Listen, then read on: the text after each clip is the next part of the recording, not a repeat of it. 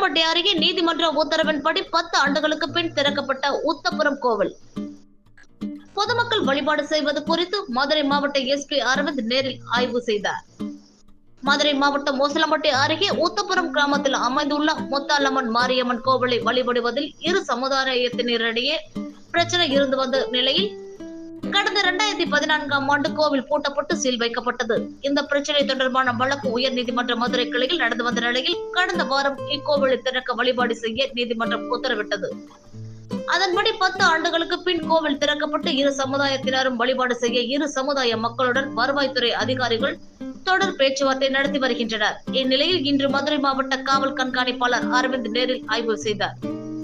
கோவில் அமைந்துள்ள பகுதி பிரச்சனைகள் நடைபெற்ற இடங்கள் ஆய்வு செய்த எஸ்பி அரவிந்த் மீண்டும் வழிபாடு செய்யும் போது அளிக்க வேண்டிய பாதுகாப்பு ஏற்பாடுகள் குறித்தும் இரு சமுதாய மக்களும் பாதுகாப்புடன் வழிபாடு செய்ய தேவையான நடவடிக்கைகள் குறித்து உசிலம்பட்டி டிஎஸ்பி செந்தில்குமார் தலைமையிலான காவல்துறையினரிடம் கேட்டறிந்தார்.